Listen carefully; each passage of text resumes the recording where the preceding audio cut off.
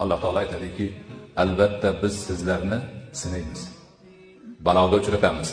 Sinov bo'ladi. U sinov bir vaqtlarda qo'rqinch bo'lishi ham mumkin.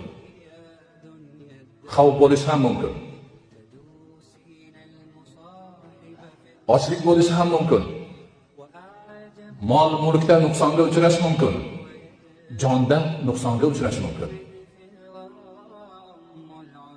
Ana ularni demak hammasi mo'min musulmonni boshiga tushishi bor.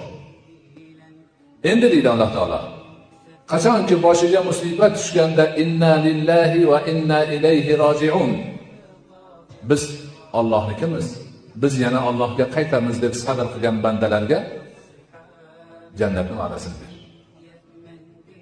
Ularga Alloh taoloning salovati bo'ladi, rahmati bo'ladi. Ular hidoyat topgan kishilardan bo'ladi.